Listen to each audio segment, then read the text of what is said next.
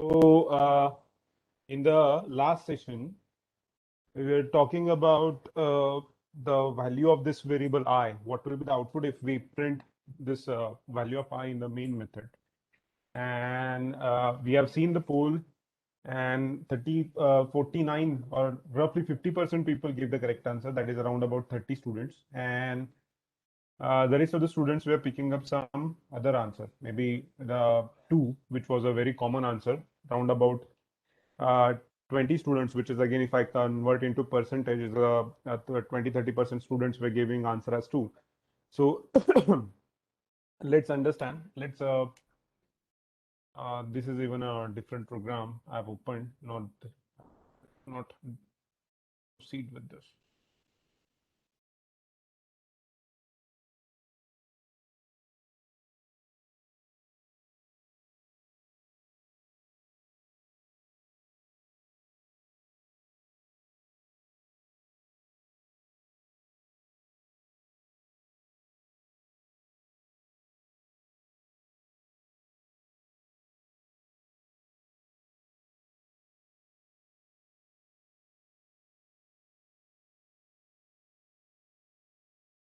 Okay, so this is the program that we were talking about, right? And a few students gave the answer as 2. So then I said that the control structures do play the job of deciding what is the scope of a variable. So it's a very important concept, like which variable is in scope, which variable is not in scope, and what will be the effect on the value of the particular variable. So we will focus on that. So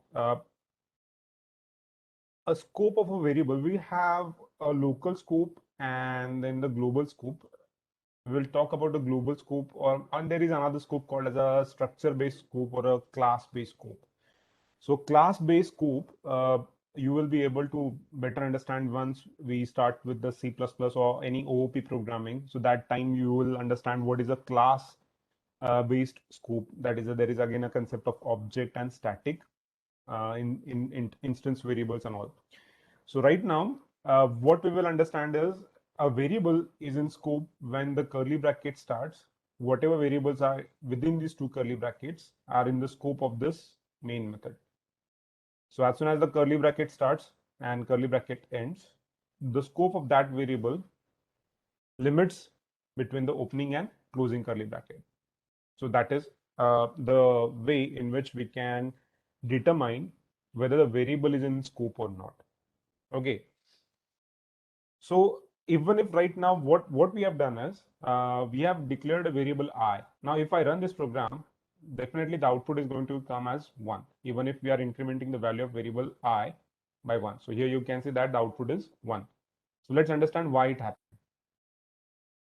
So in the main method, a variable is created called as I.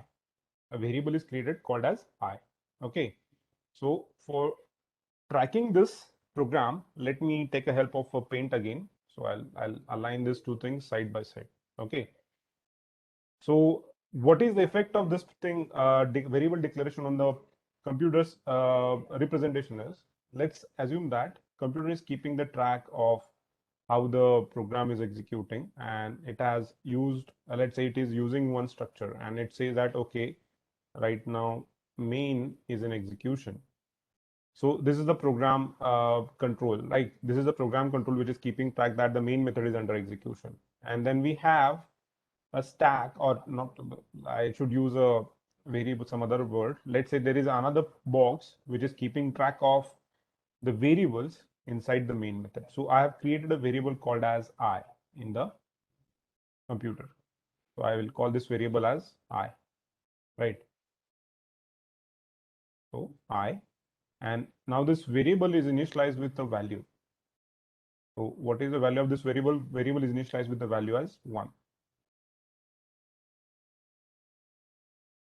Okay.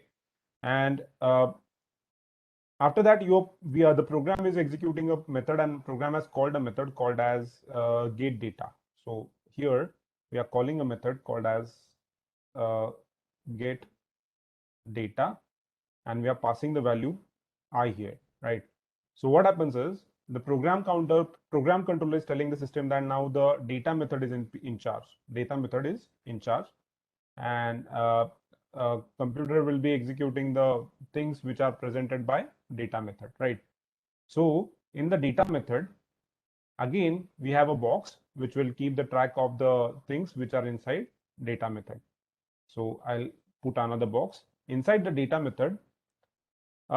You can see here, this I variable is declared inside the data method kind of thing. So what is the scope of this integer I variable?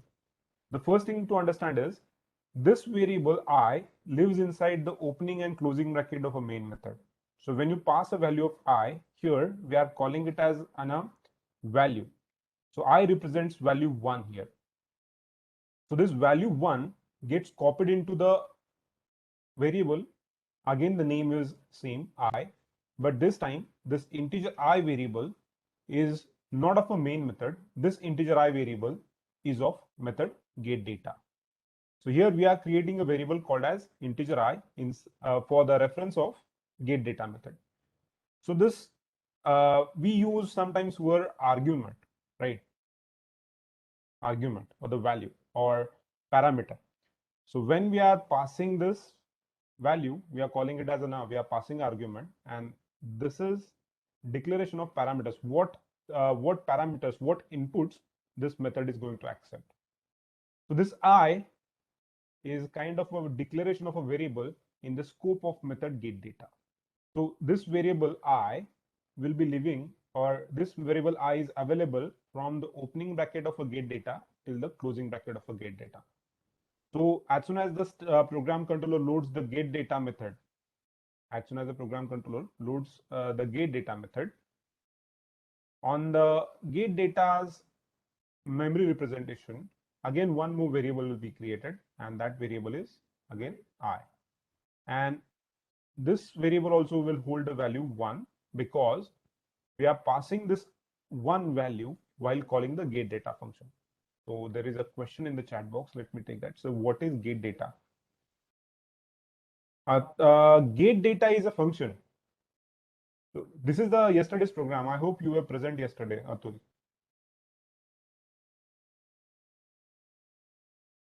Atul, you were present in the last session?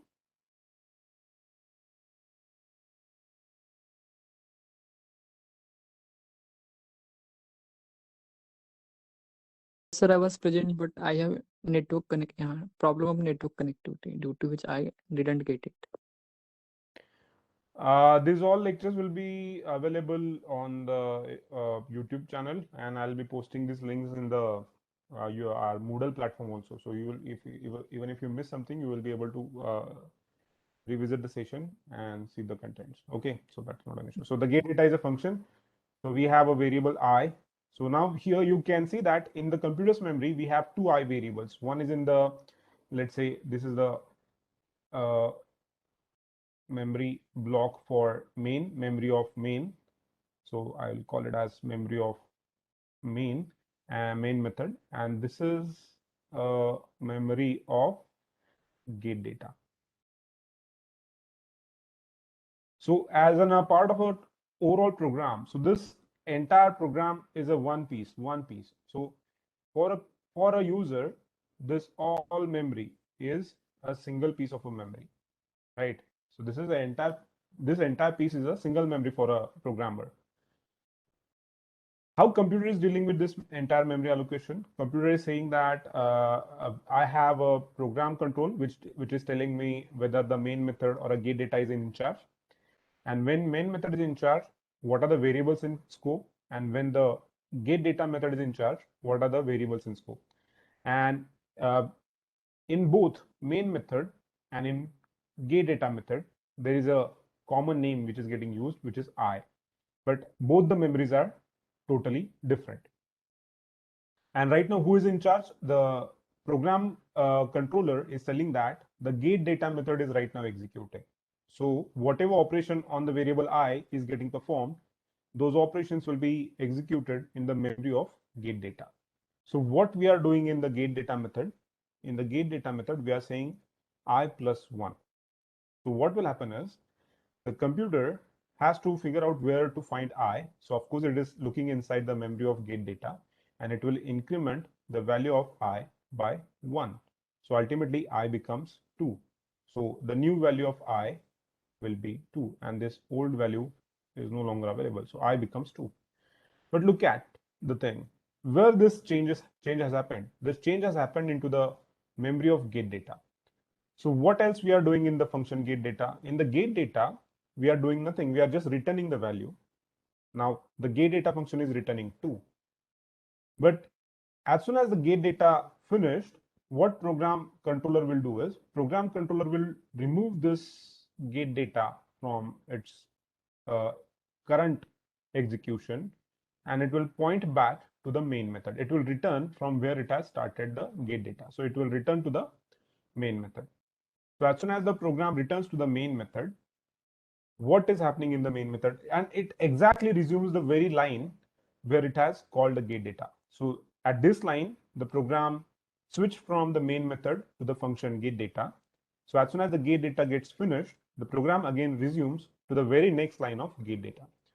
So after get data returns, even if it is returning the value, which is 2, in the main method, we are not storing this value, return value. So I haven't returned anything like int result. So if I do it like this, then this return value 2, then whatever the value returned by the get data will be stored inside the result. But as earlier case, I haven't returned, I'm even if the value is getting returned by the get data, I'm not storing that value. So that, of course, the returned value by get data is 2, which is lost because I'm not providing any memory to store the returned value. Then what is the next step that program is executing? The next step that program is executing is omitting out the value of I on the screen. And now if you are executing this line, which is inside the main method, is my voice low? Or am I audible very well? Because I got a one comment that voice is low. Sandeep, okay, thank you, Sandeep. So you haven't written. It's clear. Thank you. Thank you.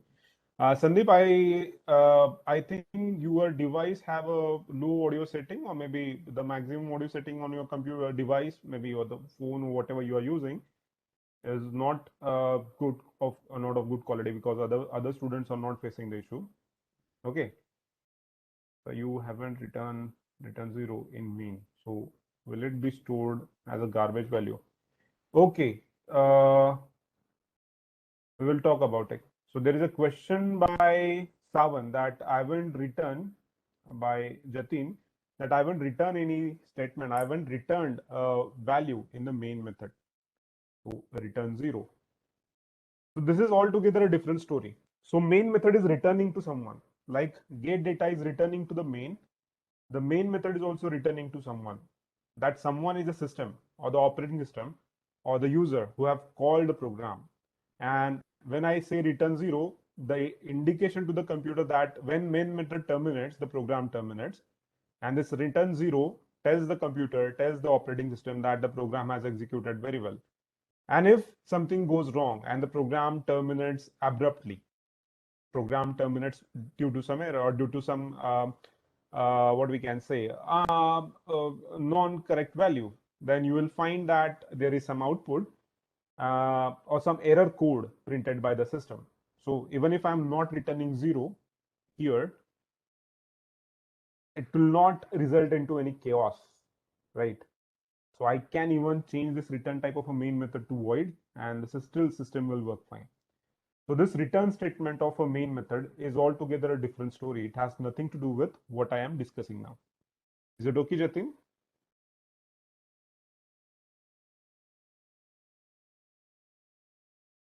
Okay. So let's continue with the discussion. So who is in charge right now? As we return from the get method, the memory of a main method is in charge. And now the printf statement is trying to print the value of variable I. Now, what is the value of variable I? So when main method is in charge, again, the memory box of main method will come in picture, right? So memory box, this memory box is in picture, and the value of variable I is still 1 in this area. So when printf executes, the value of variable I will be printed as 1. So that's why the program, when we execute, is printing the value or the result of variable I as 1. Now, this particular, if I make one small change in the program, let me change this variable name to the k. Now, in the get data method, instead of I am calling the variable as k. Now, obviously, if I conduct a poll now, 100% of the student will give the answer as the value of I will be 1. And the reason that they will give is, we are using variable I in the main method, and we are using variable k in the get data method. So we are incrementing the value of k. So both variables are different. K variable and I variable is different, and we are printing I in the main method. So what the value I has stored is 1, and what the value k is storing is, k is incrementing the value of I by 1, so k is storing 2. So obviously the main method is going to print the value of I, which is 1. But that is a, even if the students are going to get the correct answer, the thinking or logic they are applying is wrong. So even if I change the value of, I change the name of the variable, the story do not change.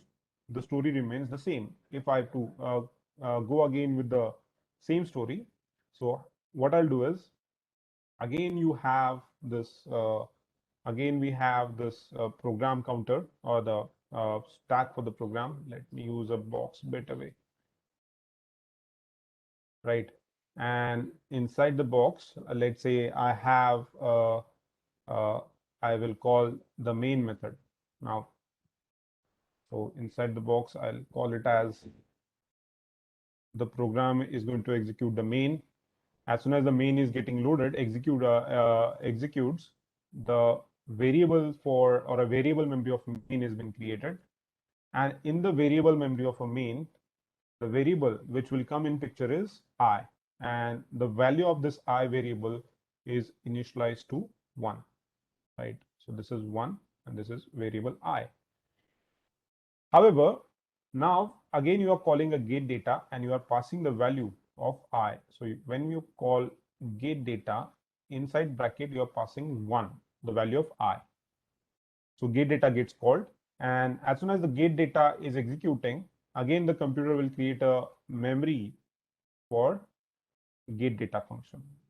And now get data, now in this case, get data is using altogether a different variable name, and now this variable name is k, which will be initialized to 1, and inside we are incrementing k by 1, so k becomes 2.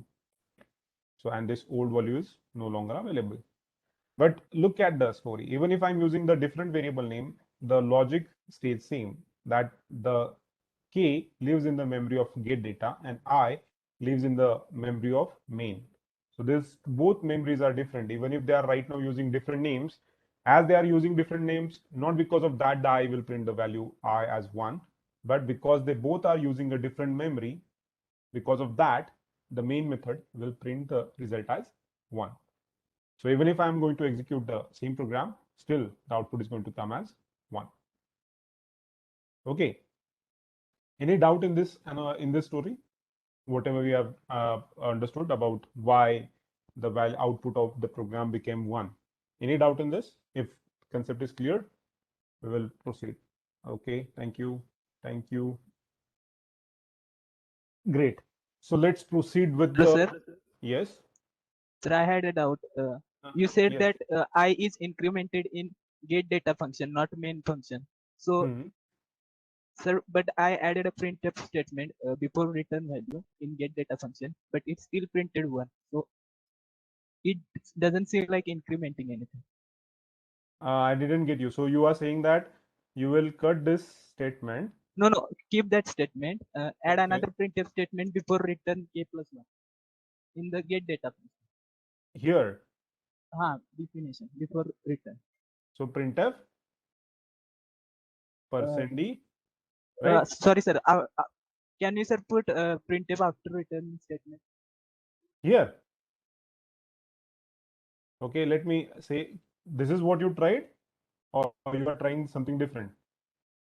Yes, but I write that statement printf after return. Okay, so you are putting it here. Yes.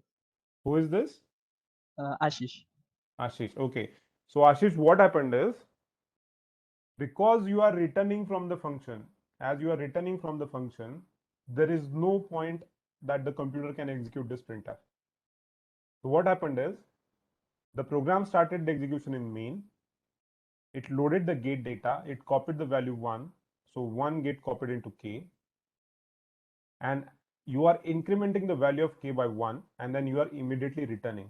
So as soon as the return statement executed, the rest of the story after return statement never executes. So you come back to the main method, and here the value of I is still 1. And this printf haven't got the chance to execute. That's why the output has come as 1. Okay, sir. Okay, okay. And there is Okay, one. okay, sir. Okay, okay, great.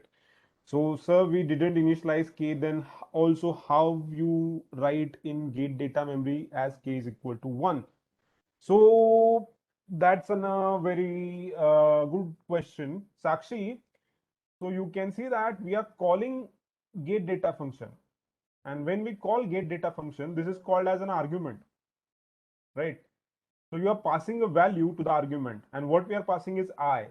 So when we call get data, when this call happens, so what get data does is, what computer says is, I am calling get data, get underscore data, and you are saying I am passing I. But what is I? In the memory, I is representing a value which is 1. So in turn, computer executes this call as get underscore data 1. So this 1 is getting passed. So this 1 value from I will be copied inside the variable k, which is in the scope of data. So k is getting initialized to 1. Is it okay, Sakshi? Okay, great. Any other doubt? Any other doubt? Okay, really nice. Shall I proceed with the next concept? We are going to stay with the same program, but I'm going to tweak some more things in the program. Really nice, really nice. Okay. So we are on track. Now, what we have seen is, we have seen what is exactly abstract. We understood this abstract. Then we are checking out the control structures, and we discussed the control structures with the help of if and switch. And now we are also focusing on how the variable scope is handled and what will be the effect of declaring a variable and accessing the variable in a particular context. Immediately that the thing we are actually having a combination of discussion between the control structures and function. We are taking a help of a function, right? And in between there is a concept called as an array. So let me introduce an array in the same program, and then we will enhance our understanding of how the computer deals with the memory. So instead of using a variable I, now I'm going to create an array, and we will use the array while calling the function. Okay, so let's do it. So what we will do is, we will keep the function get data as it is. We'll keep the function get data as it is, and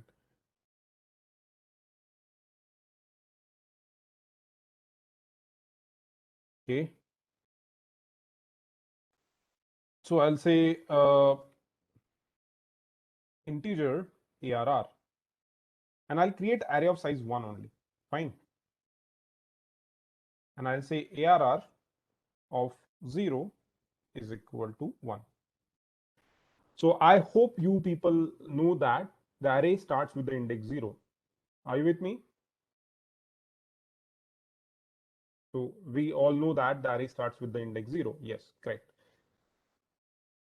Yes, thank you. So we are initializing there is only one variable in the array, and we are initializing that array, that one location with the value of, we are calling it as index.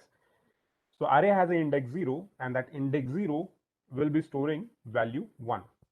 So now if I have to just represent the array in the memory, how the array is getting represented. So let's say I'm interested in representing the array in the memory. So how the array is getting represented. I'm drawing a very big diagram here. Let's say arrays. Let's assume that array is of size 2. Actually, our array is a size of 1. So what is happening is, let's say array have 3 locations. The first location. Now, what is the size of the array? The size of the array is 3, right?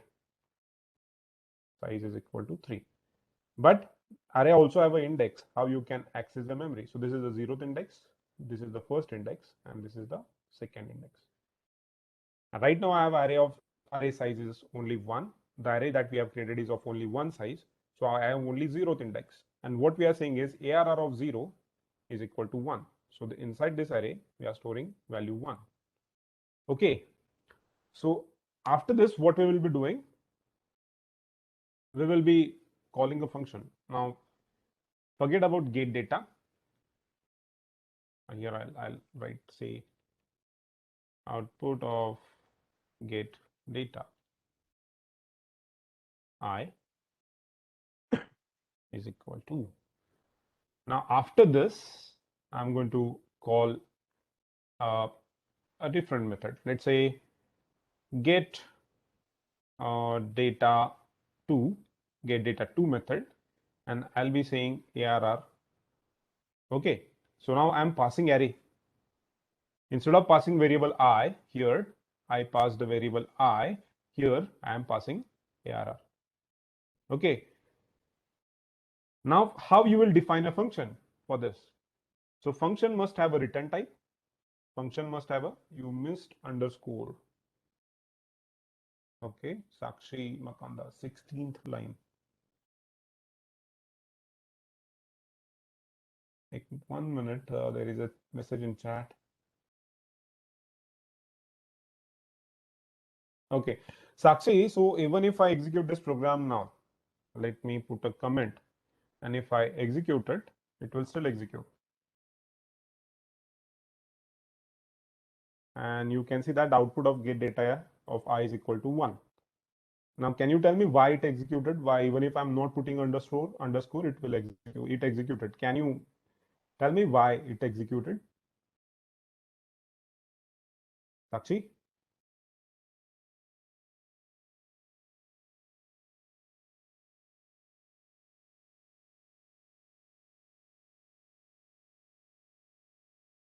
Are you there, Sakshi? Yeah, okay. Array doesn't consider spaces. Saman to everyone. Saman, I didn't get it. Array doesn't consider spaces. I think what I was discussing with the Sakshi is altogether different. I'll get back to you, Jatin. So Sakshi, are you there? Can you tell me why the program is still executing? Any guesses? Even if I'm not putting underscore, because we can name output whatever we yes. So you got the point. So I was not really focusing on how this will get printed. I was focusing on the concept. Okay. So this get data just to represent the method, and its output will be 1. Fine. And now the next question, array doesn't consider spaces. Jatin, can you add a bit to it? What is your exactly a question? Array doesn't consider spaces. Jatin, do you want to add anything to your answer? I really didn't get what you really wanted to say. Okay, fine. So I'll continue.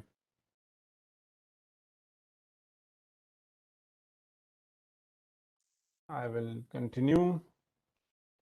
Now you have get data 2. We are calling a function which is not present. So we have to define a function, right? So how functions are defined? So every function, guys, every function have 3 aspects. So focus here. So every function that we will create. So let me create a blank paint here again. So every function that we want to create will always have 3 aspects. One is its return type. So it's return type. Then function name, which could be anything that you want, and then parameters. Okay. So these 3 aspects are very important. That is return type, name, and arguments or parameters. So return type of a function could be void. That means the function will not return anything. Name could be whatever you want. And again, parameter could be a number, could be a character, or could be anything that you want. And again, you can have a different number of parameters, right? So that is a function. Now I am calling a function called as getData2, and I'm passing array.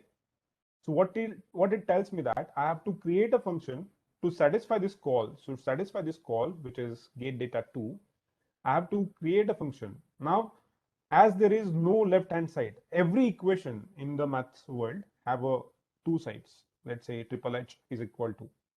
So this equation have a left-hand side, which is triple H, which is saying I am equal to getData. So whatever value we are going to get it from getData will be stored inside a variable triple H, right? So I am saying that I'm not going to capture any value from the getData2. So if I'm not capturing any value from the getData2, I have a freedom, like I will say that my function will return void. Void means nothing. So now my function is not going to return anything. So I'll write my function as void, and the name of the function is already fixed, that is getData2. Now the important thing is what is argument or what is parameter of the function. The argument to the function which is passed is ARR. So what is ARR? ARR is an integer array, and here the I is an integer I variable. So array and a variable, simple variable, are two different things. So when I want to pass I to the getData, that time my getData function was having simple k as an argument, right? Simple k as an argument, integer k. But now I am trying to pass ARR, which is of type array. So my getData here, the getData that I have to create, obviously it has to deal with the array, right? And I can again choose the name. Let's say I choose here the name as XYZ, any random name that I want, XYZ. But this array could be of type character, float. Right now I'm interested in the integer variables or integer values. So I will say this is my integer. So int is a data type. I want to pass an array. So I'm indicating I am passing array and then the name of the array. Actually, I'm using a bit liberal syntax. I should use a formal syntax till we are discussing C. That is integer X, Y, Z and array block.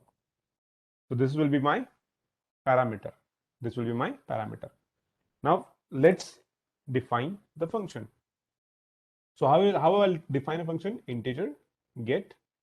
Sorry, I am not going to return anything. So I'll write void get data2 is the name that I am interested in. And then of course this function will have arguments. So I'll write I want integer array called as XYZ as an argument.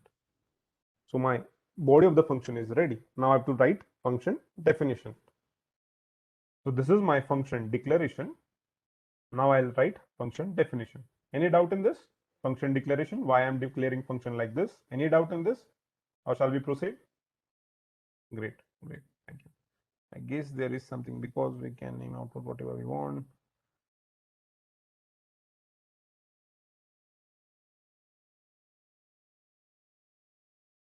Okay. Great. So let's go, let's do it. So now again, the same thing I'll write inside this, the getData. Now there is no question of returning, but I'll say X, Y, Z, and we know that this array will have only one value. I'll say 22, right? So we are passing ARR, and in X, Y, Z, we are printing 22. Now if I say printf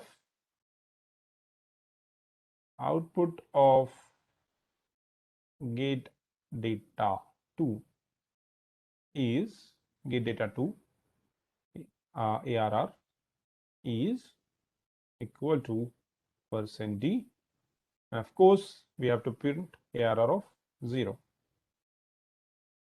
right? So now let me immediately conduct a poll and try to guess the output of this getData2. So let me create a poll.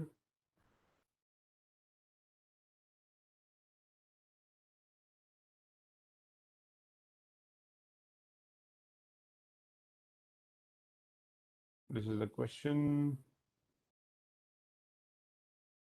And the answer could be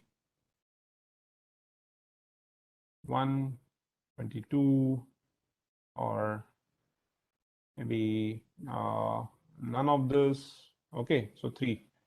And options, you have just 2 minutes time. You have just 2 minutes time, and the poll is open. So here I am interested in the output of ARR2 only, that gate data 2 only. So guess the answer based on gate data 2.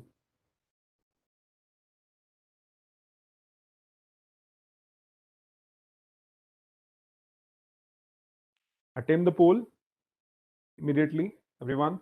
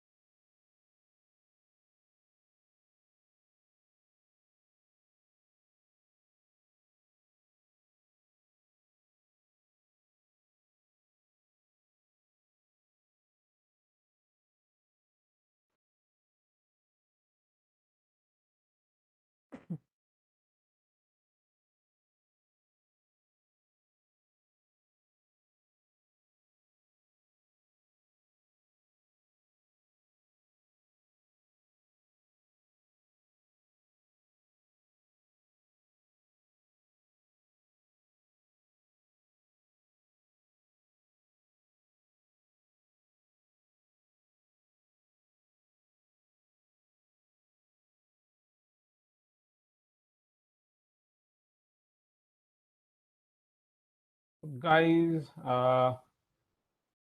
again, 34% are saying 1 and 41% are saying 22. So again, I have a same kind of a scenario where the audience is split into 2. So let's understand. Okay. So instead of showing the output of the program by executing it, we will trace the program. So what I'll do is we will trace the entire program. We will trace the entire program, right? So let's first of all create some blocks. So we have a program counter here, which will be keeping the track of who is actually in execution. Okay. So let's say you have main method, and then we have get data and get data 2 method. So inside this program counter, the first thing which will execute is you will start with the execution of main. Then you have get data 1, and then you are going to call get data 2, right? So everyone is going to have their own memory map or memory. So let's create a memory of a main method. So I'll create a memory of a main method here. This is the memory of main. This is the memory of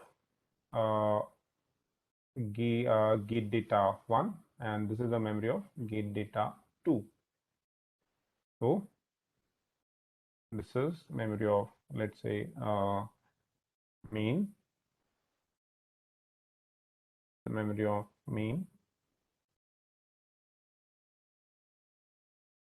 This is get data 1, and this is.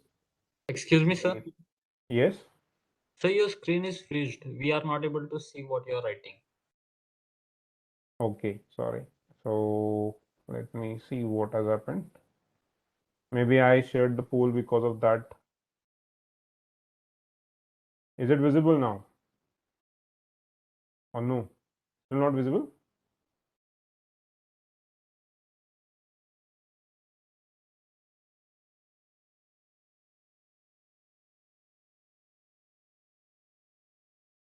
Okay, okay, okay. Thank you. So I guess the poll is creating the problem.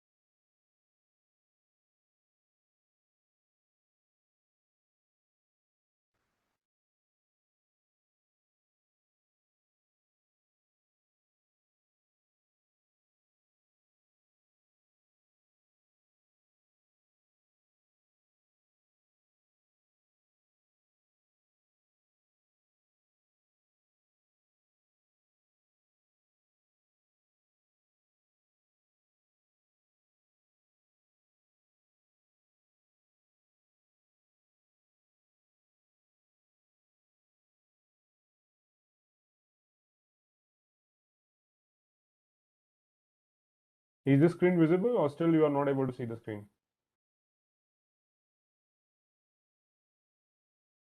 Okay.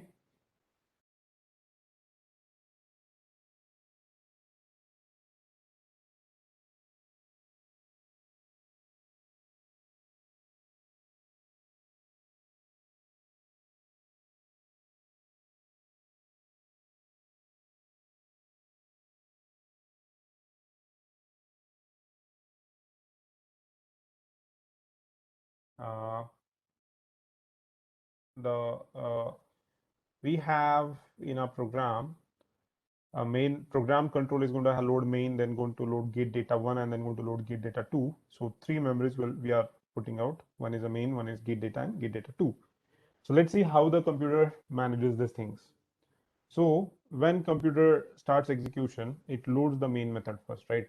So inside the main method, when main method execution starts, what it does is it inside the main you are creating variable called as I, and you are storing value 1 inside it. So this I have some address. Let's say this address is 0, 0, 0, 1, right? So this is the computer's address for variable I. Then you are creating an array ARR and of size 1. So what really happens is when we create a ARR 1, let's say this ARR and of size 1, there is also an address. Let's say this is 002. So these two variables are having some different story. One is a simple integer variable and one is a array variable. So what is the difference? Let's understand. So when we create a simple I variable, so I hope you are listening carefully, listen carefully. So every variable always have three aspects with it. Now what are these aspects? One is variable name. So this I indicates variable name. The second aspect is its value. What is the value of the variable? Let's say the value of the variable is 002. And the third aspect is address of a variable. Sorry, the value, I have written the wrong value. The value of this I is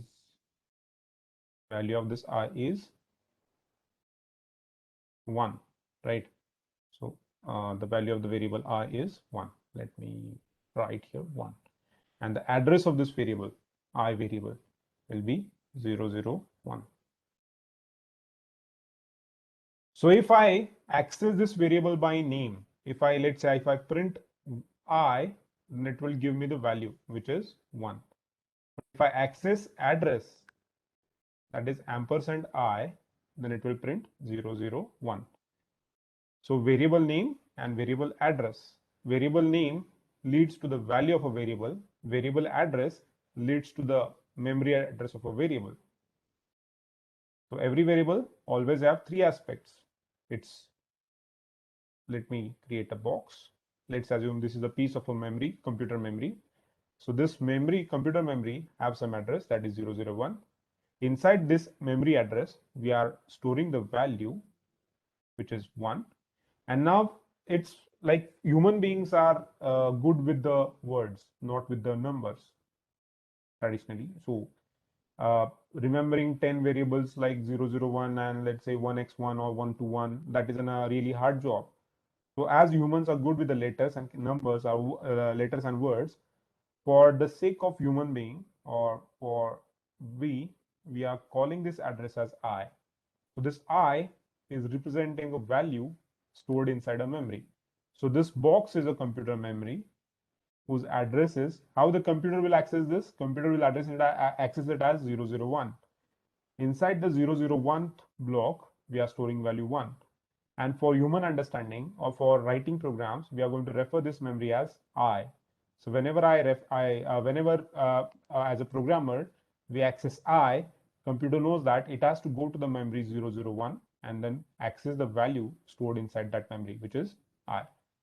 But as a programmer, sometimes you may also need may be interested in the what is the address of a variable. So in that case, you have to make use of an ampersand character and put I again. So if you are using this way to access a memory, ampersand I, that time instead of accessing the value, computer access the address. Now if I print ampersand I, you will get output as 001. And if I print I, I'll get 1 as an output. So these are the three aspects of a variable: its name, its value, and its address. So it doesn't matter what kind of variable you are creating in a computer's memory, it will always have three things with it: its name, its value, and its address. On the same ground, array variable also have three aspects. So are you with me? First of all, is it clear what I'm talking? Every variable always have three aspects. Thank you. Thank you. So let's expand this diagram a bit and I'll use same canvas. Now what happens when we create array? So let's say when you people are creating array in the memory, let me create an array in the memory. So array is what? Array is a group of numbers together. So array, let's say this is ARR of size 3. Size is equal to 3. So there are three locations. So, and we know that the array starts with the index 0. So we have three locations, right? 0, 1, and 2.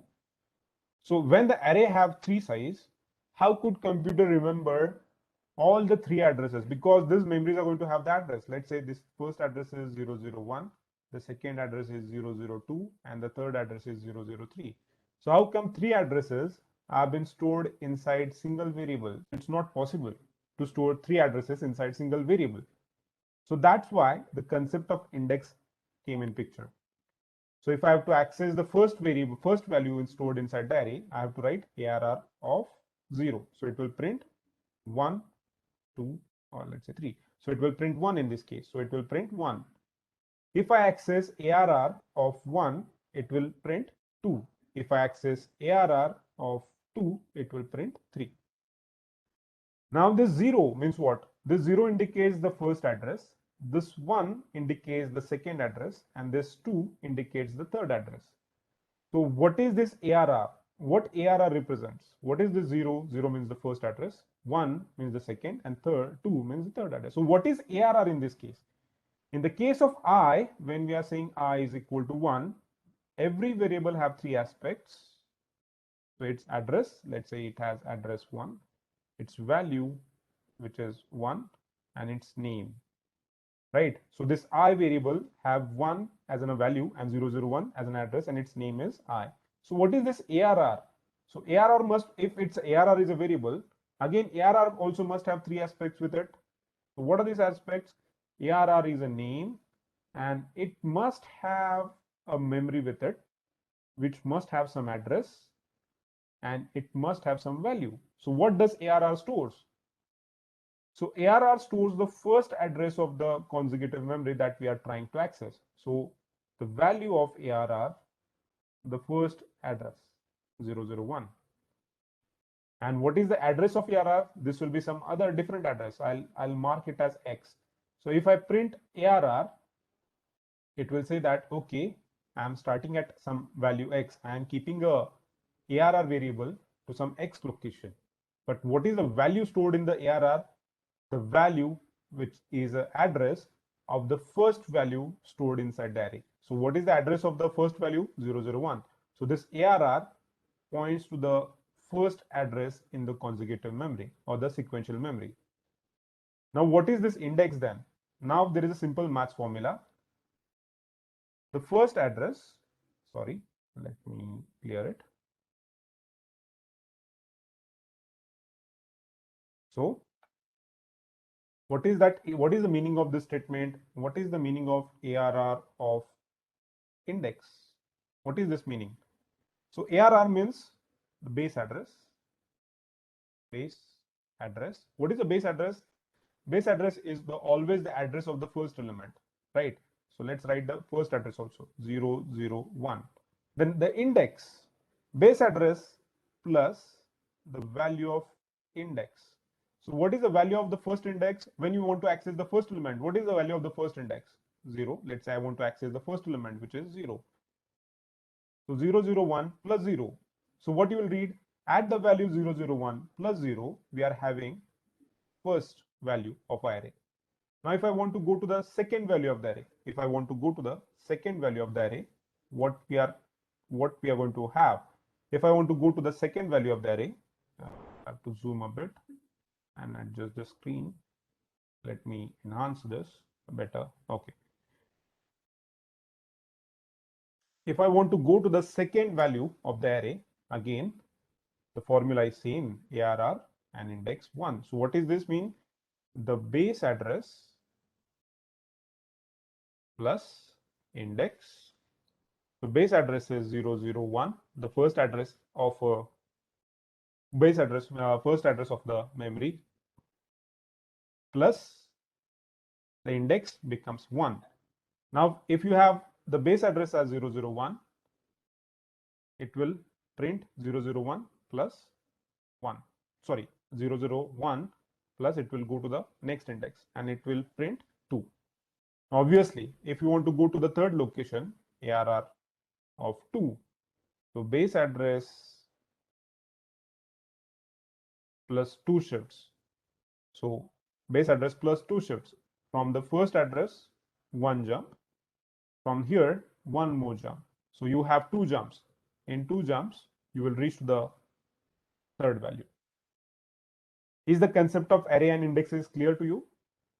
Is the concept of array and index clear to everyone?